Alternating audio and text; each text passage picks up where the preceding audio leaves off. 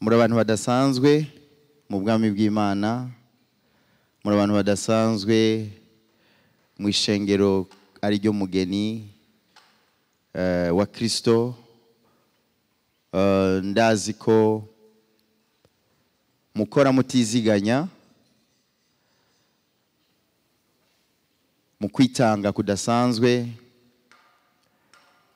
rimwe na rimwe hakazamo kuzazanirwa, rimwe na rimwe hakazamo kunanirwa, gusa n'abananiwe, ariko kubera ko yaduhamagaye ariyo kwizerwa no kwizigirwa, irafise ukuntu ibigenza muri ivyo bihe bitandukanye ducamwo, maze urugendo rwacu rukabandanya. Muragahora ku kivi rero, ubutame bwanyu subwusa mu mwami, kandi muri fierté mu bwami bw'Imana, muri fierté ku ishengero rya Kristo, muri fierté ku gihugu canyu kandi cacu twese dusangiye. By'ukuri guhimbaza no gutazira nubwo bidatangurana n'indirimbo turirimba, ariko hari expression y'uhimbaza agatazira. Uwo muntu aba afise igihugu, aba afise amamuko, aba afise ibimugize, kubera ko Imana yacu ni Imana y'amahanga, ni Imana yaremye ijuru n'isi. Iyi si turiko igizwe n'ibihugu. Ivyo bihugu rero, kimwe kigize ivyo bihugu n'Uburundi. Uburundi ni hanga mu mahanga menshi. Ko citwa Uburundi, tukaba twavutse turabarundi, tukaba dufise ururimi tuvuga mu gukomunika ibiri mu mutima. Urwo rurimi ntirukwiye gufatwa minenerwe. Muri iki civugo canke mu ntumbero rusangi ivuga ngo gukomeza umutima wo guhimbaza no gutazira mu rurimi kavukire, tudashaka ico kintu kugisiga inyuma, kubera ko iyo wihakanye uriwe, iyo wihakanye ico Imana yakugize, uba ubwiye Imana ngo warihenze kungira umurundi, kandi warihenze byarakugoye kuba navutse nd'umurundi kandi nkavukira muri iki gihugu. Okay, aho niho bikomereye rero. Nubwo dushobora kugira yandi ma nationalité, nubwo dushobora kwimuka tukaja mu bindi bihugu nk'aba Davidi n'abandi, ariko nubwo tworonka amapasiporo 5 yandi, hanyuma tukisiga amaproduit ahindura amabara yacu, tukiyibagiza n'ururimi, tukavuga izindi ndimi zose gushika ku Gishinwa n'Icarabu, ivyo ntivyohindura ico Imana yakugize. Nticohindura, nta na kimwe cohindura kuri umurundi, ko ihanga ryawe ari Uburundi, nta na kimwe cyo bihindura. Ico gituma iyo umuntu, iyo uhuye na mwene data canke mwene wanyu atanguye kwicuza igituma ari umurundi, canke yakwiraba wamuraba mu vyiyumviro vyiwe ukamubonamwo regret igituma atavutse ari umunyamerika, atari umufaransa, atari umunyarwanda, atari umutanzania, atari umukongomani, atari umushinwa, uwo muntu aba afise ikibazo gikomeye cyane, abakeneye deliverance mu buryo bwihuta. Uwo rero ashake apretende ko ari umuworshipa, ari umuadorateur, ashake yerekane ibimenyetso byerekana ko asoma ijambo ry'Imana, yerekane ko ari umukozi w'Imana, haba mu bisata bitandukanye by'uburirimbyi, prophète, pastoro n'ibiki byose. Uwo muntu aba afise ikibazo gikomeye cyane, kandi icyo kibazo ni imbogamizi, ni intambamyi ku buzima bwe bwo gutazira no guhimbaza. Imana yamye ihamagarira amahanga kuyitazira, yamye ihamagarira amahanga kuyunamira, kuyubaha, kuyihimbaza, yamye ihamagarira amahanga kugendera mu nzira zayo.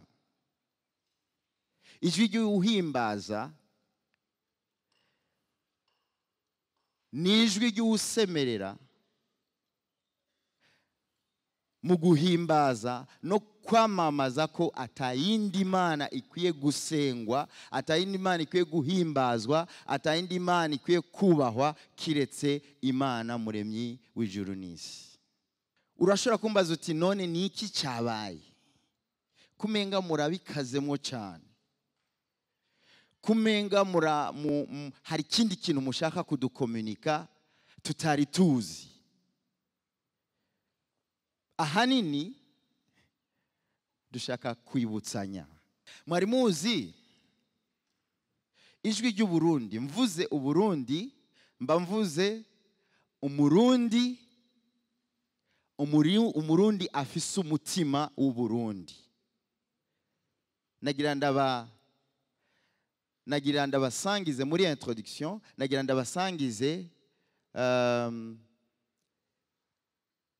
ijwi Uburundi bufise, canke sentiment, canke akababaro Uburundi bufise. Mvuze Uburundi mba mvuze umurundi wese w'umutima ari fier n'Uburundi, ari fier n'icari, kandi ari fier no guserva ihanga ryiwe. Mwari muzi rero icyo Uburundi buvuga? Uburundi buvuga ngo narahemukiwe. Nahemukiwe n'abandi, nahemukiwe n'abahungu n'abakobwa nivyariye, kubera ko bahisemo gutera akagere uwabaremye. Kuko abahungu n'abakobwa b'u Burundi baremewe nk'ihanga Imana yaremye, baremewe guhimbaza, baremewe kugendera mu nzira z'Uhoraho, baremewe gukora ibikorwa bigaragaza uwuhimbaza, azi neza ko atiremye. Ariko jewe Burundi narahemukiwe. Nahemukiwe gute?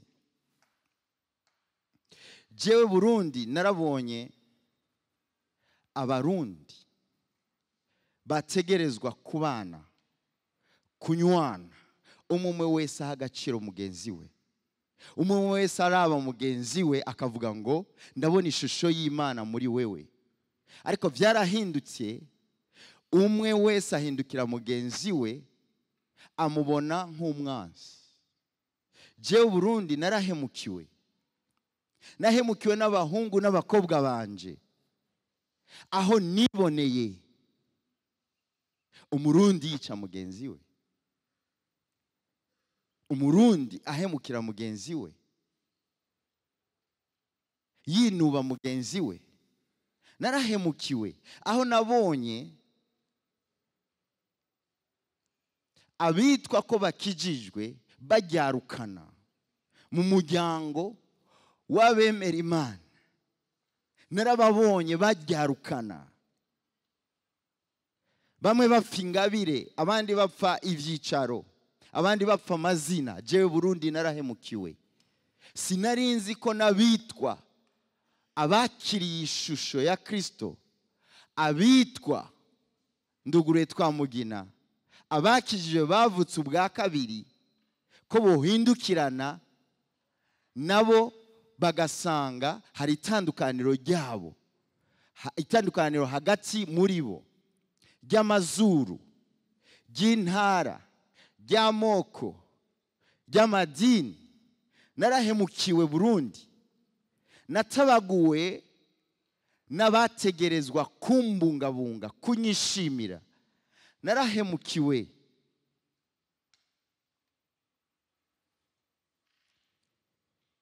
ibinjana n'ibinjana. Narahemukiwe aho indongozi, haba mu by'intwaro, haba mu by'Imana, mu by'amadini, mu byo gusenga. Narahemukiwe aho indongozi zahindutse izisambura hakubaka, umwe agasambura mugenzi we. Narahemukiwe aho abahungu n'abakobwa banje nivyariye bategerezwa kwerekana ishusho y'uhoraho Imana yabaremye, ariko berekana ishusho y'ubunyamaswa. Narahemukiwe. Niki jewe Burundi ntabonye? Niki jewe Burundi ntakorewe? Narahemukiwe aho urwaruka, imiyabaga bifuza kuba baravukiye ahandi, baravyawe n'ikindi gihugu. Narahemukiwe aho abakurambere, ababitangiye imbere batabahaye ishusho nziza yo gukunda no kwitangira igihugu cyabo. Narahemukiwe kubona urwaruka, imiyabaga bacika intege, ubuzima bakavuga ngo ntibushoboka. Kandi je Burundi ndi ihanga nk'ayandi mahanga, mfise ivy'Imana umuremyi yahaye ayandi mahanga. Narahemukiwe n'indongozi zahindutse izo gusegerereza, kandi narazihaye ibikenewe. Narahemukiwe nabo nivyariye. Ubu jewe Burundi ndavyo ugwaruka ku bwinshi. Nta ndege muri iyi myaka 3, 4, 5 ihaguruka kuri ubu butaka itajanye abahungu n'abakobwa banje bagiye kurondera ubuzima hanze, bavuga ngo ngaha ntibishoboka. Bamwe bagaruka barira, bafashwe nabi. Narahemukiwe kubona abahungu n'abakobwa nivyariye amaso yabo adashobora kubona ubutunzi n'ubwiza nahaye irihanga. Narahemukiwe mu makartier hirya no hino, wumva urwaruka rwihaye ibiyovyabwenge,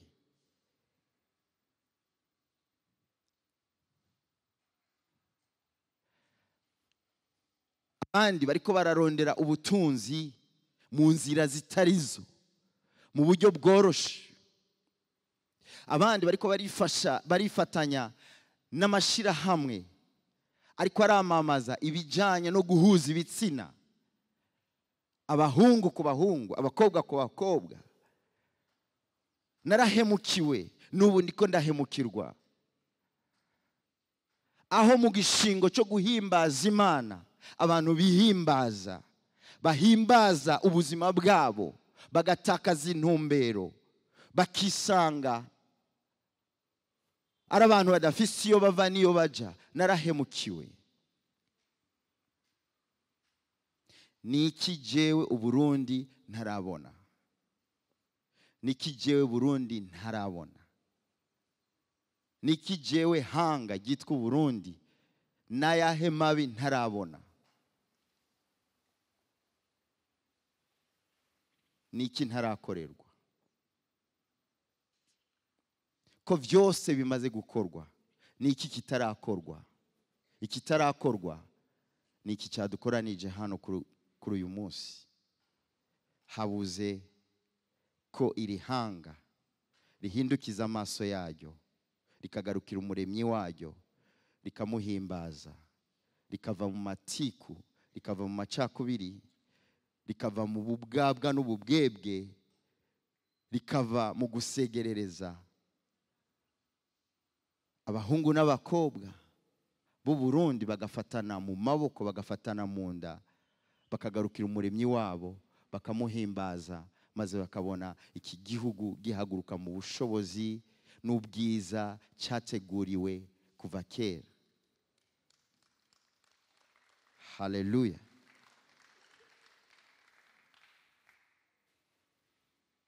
Ndabahaye ikaze rero.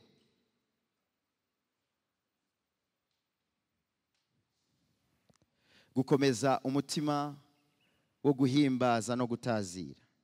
Ngira mvuge ku mapoint atatu canke abiri, umwanya ni wanyemerera atatu, nutanyemerera na abiri.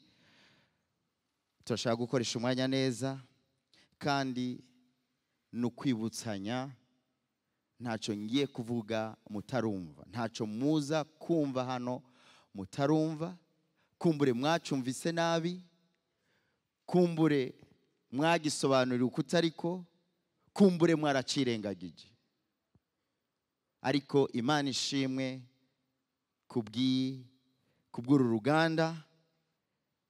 Ngiye kuvuga ku bintu bitatu bigize theme: akaranga canke identité, mvuge n'inyifato n'imvo vy'uhimbaza ukuri.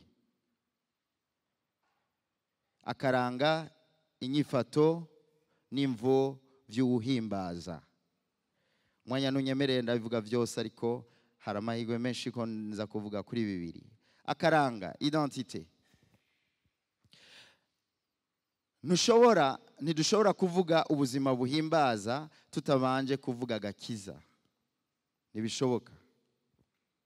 Atagakiza nta guhimbaza. Iri jambo risobanura iki? Risobanura ko hari uguhinda kwinshi,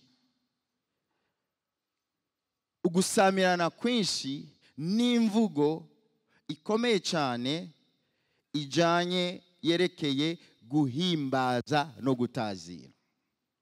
Iryo jambo rigezweho aho duherereye, mu masengero yacu, mu maselile, mu maministere, mu mazu yacu. Iryo jambo nukuri rigezweho kandi ni ryiza, ariko rishobora kuba ririko rirahabwa insobanuro itariyo. Umuzi cyangwa urufatiro rw'iryo jambo rurashobora kuba ruriko rurirengagizwa. Nico gituma tudashobora kuvuga ubuzima buhimbaza, tudashobora kuvuga louange na adoration tutabanje kuvuga agakiza, kubera ko ata agakiza nta guhimbaza. Guhimbaza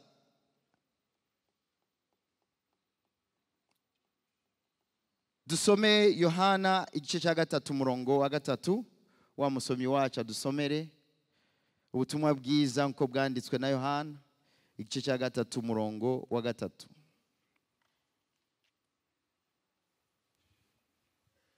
Yohana igice cya 3 ku murongo wa 3. Urashikana ku murongo w'indwi.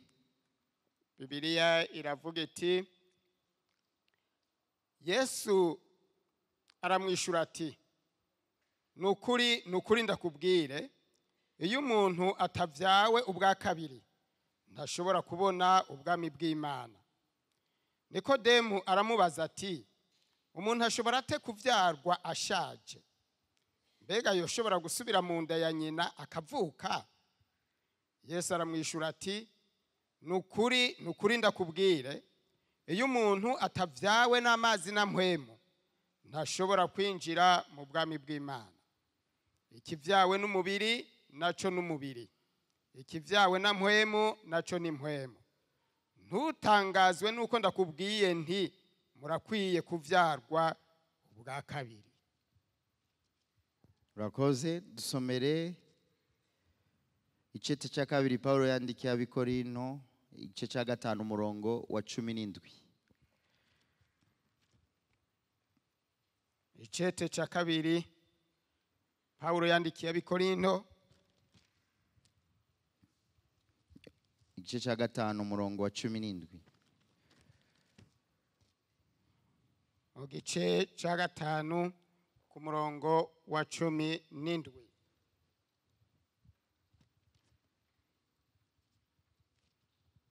Amajambo aravuga ngo, nuko rero umuntu wese iyo ari muri Kristo aba ari icaremwe gishasha, ivya kera biba bihise, byose biba bicitse bishasha. Urakoze. Tito igice cya 3 umurongo wa 3 gushika ku murongo w'7. Tito igice cya 3 umurongo wa 3 gushika ku 7.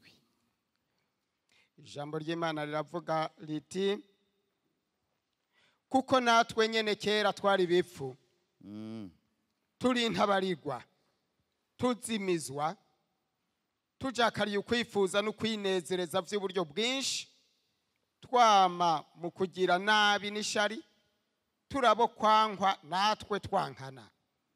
Ariko ineza y'Imana umukiza wacu n'urukundo ikunda abantu bimaze kuboneka, iradukiza itadukirishije ibikorwa byo kugororoka twakoze, ariko ikurikije ubwinshi bw'imbabazi zayo idukirisha ukozwa kuzana ukuvyagwa bwa kabiri, ikadukirisha uguhindurwa bashasha na mpwemu yera, uwo yaducunjuburiye ko kubwa Yesu Kristo umukiza wacu, kugira ngo dutsindanishirizwe n'ubuntu bwayo, duce tuba abaragwa b'ubugingo budashira nk'uko ivyizigiro vyacu biri.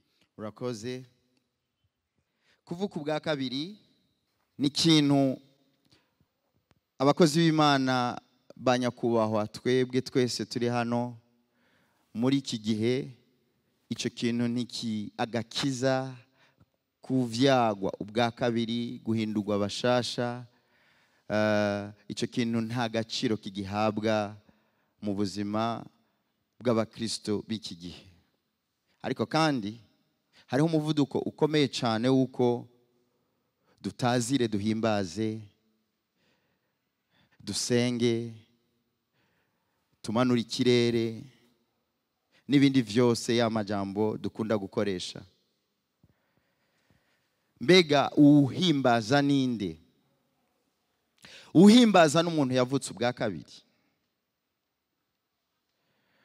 n'umuntu yahindutse mushasha. Uhimbaza n'umuntu yavuye mu rubanza n'urupfu twarimwo kera, kuko ikintu cya mbere Adamu na Eva batakaje muri Edeni, dushobora gukoresha imvugo ko batakaje uguhimbaza, batakaje imigenderanire yabo n'Imana, batandukanye n'Imana, barapfa. Hano Nikodemu abwiwe ijambo rikomeye cyane, ataciye atahura ako kanya, ryo kuvuka ubwa kabiri. Kuko ikivyawe n'umubiri kiguma ari umubiri, ariko ikivyawe na mpwemu naco ni mpwemu. Twohimbaza gute Imana? Imana ko ari mpwemu, twoyihimbaza gute turabapfu, twaratandukanye nayo? Ndashaka korosha kandi ndasaba abigisha bose baza gukurikira, tugerageze korosha imvugo kugira ngo ukuri turi sanse kugenderamwo kutubohora ku bijyanye n'ubuzima bwo guhimbaza nikuguma ari ikintu dukabakaba kwa kure kandi Imana yarakitwegereje. Muri iki gihe abaririmbyi, abanyamuziki, abahinyanyuzi b'ivy'amajwi biroroshe ko twese tugendera mu kivunga tukavuga ngo turaba adorateur. Hama babaza umuntu uti nshingire ntahe y'agakiza wavutse ubwa kabiri ryari? Ni ryari? Ntumbwire itariki n'umwaka ushobora kuba utawibuka, ariko icyo kintu cyarabaye. Harabaye uguhindurwa mushasha, harabaye warakiriye ubutumwa bwiza. Ubutumwa bwiza n'ubushobozi buzanira uwizeye wese agakiza. Mbega ubwo butumwa bwiza warabwakiriye, bwaraguhinduye. Umuririmbyi cyangwa umukozi w'Imana akacavuga ati je navutse nsanga muhira basenga. Okay? Yavuga ikindi gisa naho yabishoboye, rero ati jewe agaca yibuka itariki yabatirijweko. Ivyo vyose bibiri ntibigarantisa, ntibisobanura ko wavutse ubwa kabiri. None uhimbaza gute? Mwava mumbaza uti ugira udusubize kure pastor, ivyo vyararenganye, je ndavyumva ukunyene, ntumbaze ryari vyabaye, ariko jewe numva nkunda Yesu. Je numva ndi mu bwami bw'Imana, kandi je numva narakijijwe. Uragaba. Bene ubwo buzima burafise inkurikizi. Kuba iyo operation itabaye, kuba utibuka ko umunsi umwe wavutse bushasha, hariho ikibazo, kandi ntushobora kuba mu gitigiri c'abahimbaza. Aho niho bigore, kandi nukuri jewe nawe tudashobora guhinduza amafilozofi yacu y'idini, kuvuga mu ndimi kurusha abandi. Ntushobora kubihinduza amashure, kuba warasomye Bibiliya inshuro 15 ubugeze ku ya 16 n'inusu. Ivyo ntibishobora kuremplacer icyo. Mbega ko hari akamo kijuru ku Burundi, ku ishengero, akamo ko guhaguruka dukomeze umutima wo guhimbaza no gutazira. Mbega dukomeza ikiriho deja? Hariho abagize iyo experience, abo hari icyo basaba, hari icyo basabwa, kubera ko kuba umuririmbyi n'umucuraranzi n'umuhinyanyuzi w'ivy'amajwi sivyo bikugira ubuhimbaza. Kuba uri muri worship team, kuba uri muri eglise ifise programme ya louange na adoration kuwa gatanu, kuwa kane, kuwa kabiri, kuba uri muri mwishengero kabisa ribikazemwo, sico kiguhindura umuadorateur. Uguhimbaza Imana gutangurana no kuvuka ubwa kabiri. Mbega warakijijwe? Kuko dufise ikibazo cy'abantu binyegeza mu ngabire, binyegeza mu mihamagaro, ariko kandi ikintu nyamukuru kitabaye ku buzima bwabo. Mbega hararengeranye? No, ntihararengerana. N'uyu munsi nyene muri iyi seminaire uracara umunsi wo gukirizwamwo. Haleluya. Kugira ngo ushire ibintu ku murongo.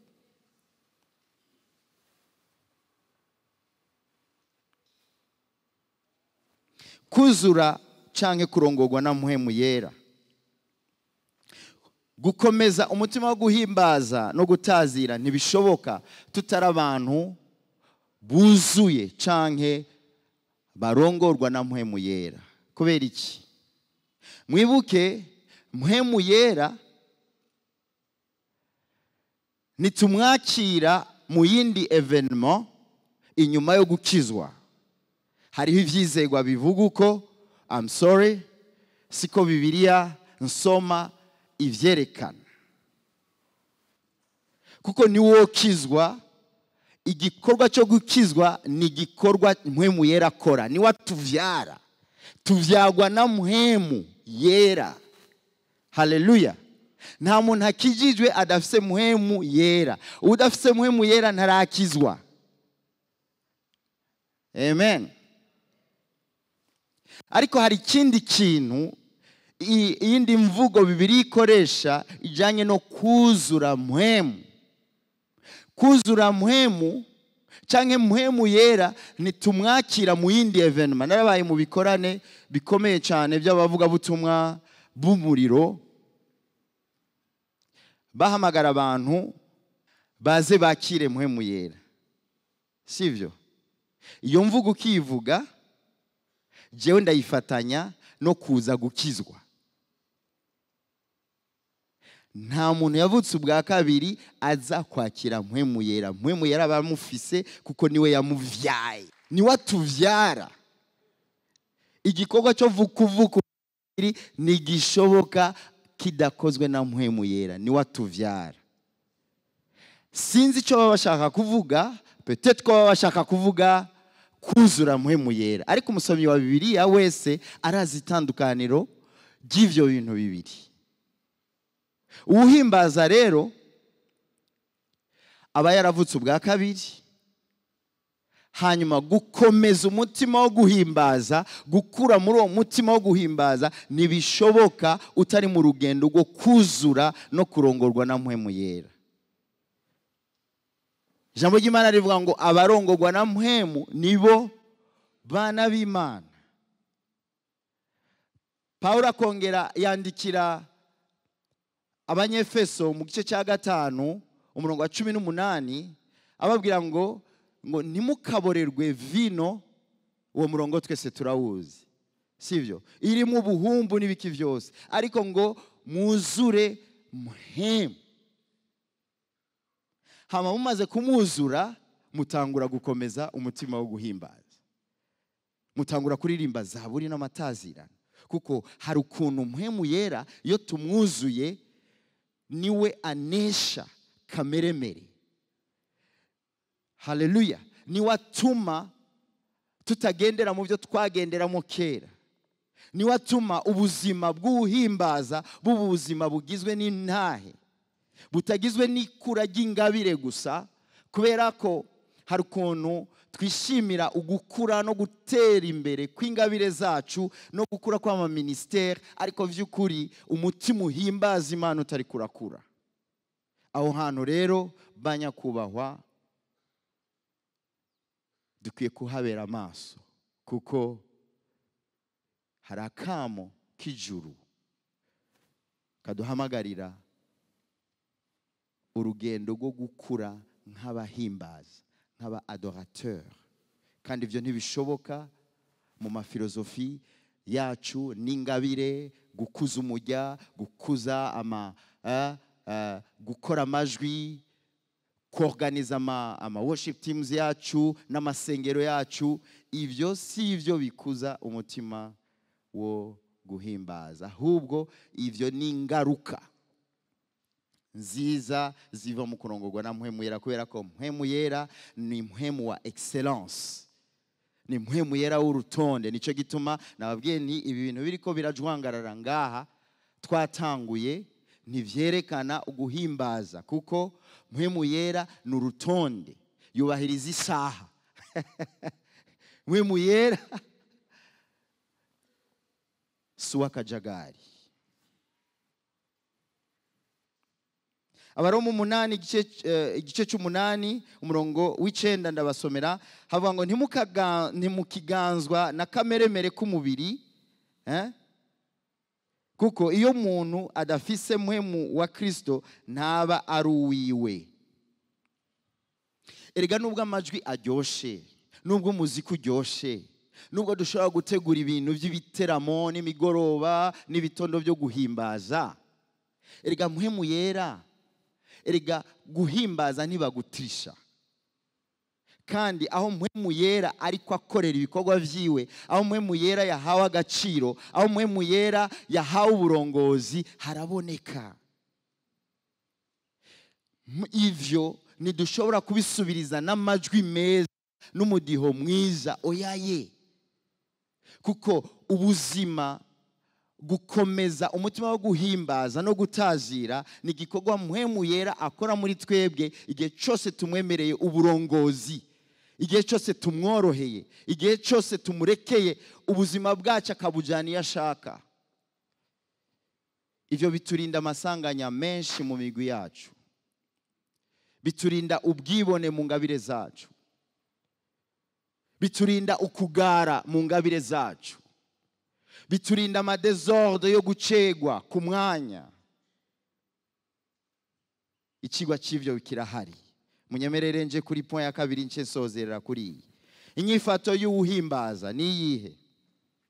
Mwibuke kuvuka ubwa kabiri, urugendo ruba rutanguye rwo guhimbaza, kuvyarwa ubwa kabiri, gukizwa. Hame yo dukijijwe, mpwemu yera yatuvyaye ashaka ko tubandanya tumureka akaturongora. Yesu agiye gusubira mu ijuru, yabwiye abigishwa biwe ngo ni vyiza ko ngenda, kuko ninagenda nzobarungikira umwitsa, uwo azobarongora, azobigisha, abashyitse kukuri kose, n'ibindi n'ibindi. Uwo mpwemu yera rero, iyo tumwemereye, inyifato y'uhimbaza irahinduka. Ihinduka gute? Ivyumviro vyo birahinduka. Niko Paulo avuga yandikiye Abaroma mu gice cya 12 umurongo wa mbere gushika kuwa kabiri. Umusomyi wacu adusomere Abaroma 12:1 gushika ku murongo wa kabiri. Abaroma igice cya 12 ku murongo wa mbere. Naho umurongo tuwuzi ariko tuwusome ko hari ikintu ushaka gukuramo ngaha, nsozera umwanya wanyu. Ubugingo bushasha. Nuko bene data ndabahanura kubw'imbabazi z'Imana ngo mutange imibiri yanyu ibe ibimazi bizima vyera bihimbara Imana, niko kuyikorera kwanyu kogira ikimazi. Ntimushushanywe ego ntimushushanywe n'ivy'iki gihe, yamara muhinduke rwose mugize imitima mishasha, kugira ngo mumenye neza ivy'Imana igomba, nivyo vyiza bishimwa bitunganye rwose. Urakoze. Inyifato y'uhimbaza, uhimbaza afise ivyumviro bihindutse, afise umutima uhindutse. Uwo mutima ugaragaza iki? Uwo mutima utuma uwo uhimbaza amenya ko ari we kimazi, yitanga. Uguhimbaza kwiwe, insobanuro yako y'ukuri ni ikimazi kizima cyera gihimbara Imana. Uko niko kuyihimbaza kwanyu kwacu gukwiye, niko kuyihimbaza kwanyu kwacu kukuri. Ikimazi ni ikintu umuntu atanga agabiye yiyumviriye ko. Ikimazi ni ikintu umuntu atanga ku bushake, si ikintu gipfa kuba ngo cabaye. murabona hari ukuntu uguhimbaza kw'iki gihe guhabwa insobanuro ya atmosfere. Ni ikintu kitwinjiza ihoro. Ni ikintu kiba akantu abantu bakora ko umuntu yaje yanyinyiriwe n'iki agaca yumva agaca atangura rero kuririmba vuta ni kuvute, urumva. Urabona tuciyumvira bene uko kuntu ko uguhimbaza ari bene ivyo bintu deja tuba twagiye en dehors y'ukuri ko guhimbaza. Uguhimbaza no gutazira ni kimazi, kandi ico kimazi ntigitandukanye nawe. Iyo uguhimbaza no gutazira bimaze kuba iyo wewe umaze gutandukana no guhimbaza no gutazira, ingorane bitanguye. Nico gituma hano Paulo akoresha imvugo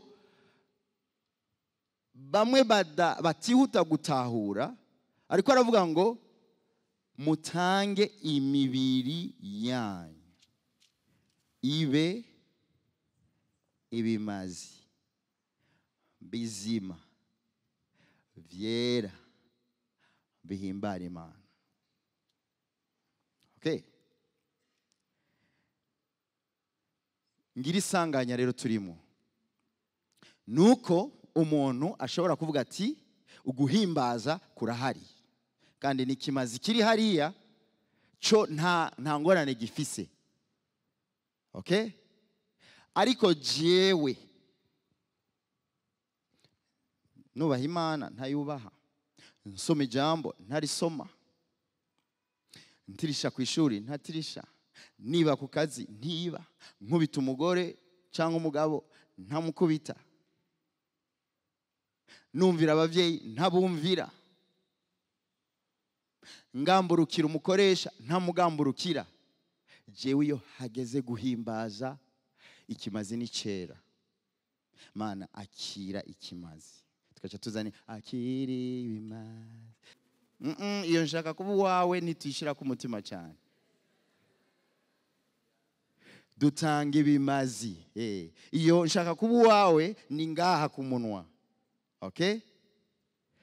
Uguhimbaza no gutazira kwacu kugizwe n'ibintu bibiri. Na isanganya hiri hari kimazi, hari na jewe.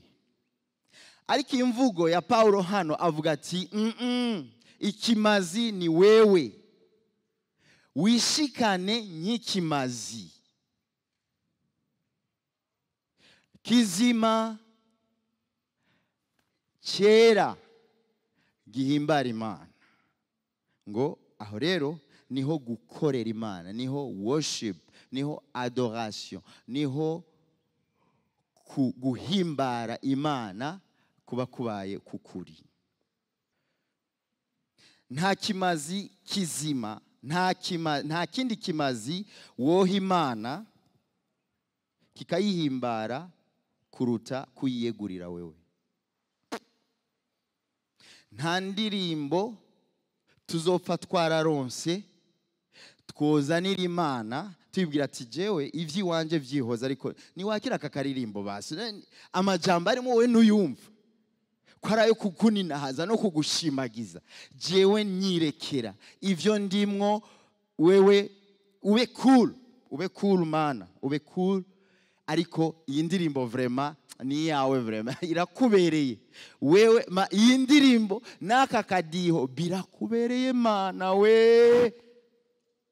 Ariko jewe nyirekera. Nta ndirimbo muzopfa muronse, nta ndirimbo tuzopfa turonse yonyura igahimbara Imana kuruta wewe nanje kuyiyegurira. Ntayo. Rero izi nguvu dushira mu muziki ni nziza, kandi ndumwe muri mwebwe. Muziki utegezwa kuba mwiza, amajwi ategezwa kuba meza, ivyo turirimba bitegezwa kuba biri biblique, ni vyiza n'abantu bavyumva bakabishima bakavuga ati aka karirimbo karamfashije. Ariko tukabandanya kubaho ubuzima aho duterera Imana ibimazi, hama twebwe muri ivyo bimazi tukikuramwo guhimbaza ntako. Kubera ko hano Pawulo arabitomora ngo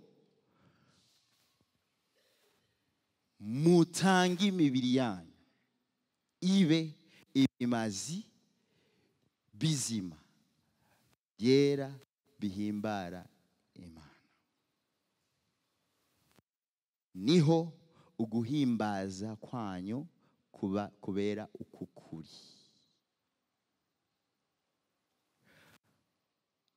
Kubindaba rero muri iki gitondo ivyo Imana yashatse yashize ku mutima mu buryo bworoshe kugira ngo twibutsanye, wibagira ibindi vyose, wibuke ibi bintu bibiri. Ukaba utarakizwa, uyu n'umunsi wawe wo gukirizwamo. Ntusamazwe n'umuziki n'ingabire zawe, ntusamazwe na onction, ntusamazwe na hit z'indirimbo zawe, ntusamazwe n'ubwishi bw'indirimbo umaze kwandika mu rusengero rwanyu abaririmbyi baririmba. Ntusamazwe nuko iyo we wabuze canke wacerewe muri eglise mu bijanye no kuririmba canke sonorisation, mu bijanye no gucuranga. Ntusamazwe nuko ibintu baca bavuga ati ari hehe, all eyes on you, all phones on you. Ari hehe ko wacerewe ibintu birahaga. Ntibigusamaze. Mbega waravutse ubwa kabiri? Mbega urahimbaza? Inyifato rero, iyi nyifato yo kuba ikimazi kizima cera gihimbara Imana n'urugendo rudasanzwe rwo kubaho ubuzima mpwemu yera aho yuzuye agasesekara. Haleluya. Aho indirimbo turirimba ngo kubaho ni Kristo, gupfa nako ni inyungu, zitangura kugira akanovera. Aho indirimbo zivuga ngo nabambanywe na Kristo si jewe nkiriho, izo ndirimbo zigira sens kubera ko uri kimazi kizima cera gihimbara Imana, kandi ntutanga uguhimbaza, ahubwo ni wewe adoration Imana ishaka, ni wewe mubavu Imana ishaka kugumumota. Si mibavu urondera ngo uterere Imana, oyaye ni jewe mubavu, ni jewe guhimbaza Imana ishaka. Hanyuma aho ijwi ryanje rirashobora kurangurura muri iki gihugu, ukavuga ngo ndijwi ry'uhimbaza kubera ko ndi ku gicaniro. Imana ibahezagiye.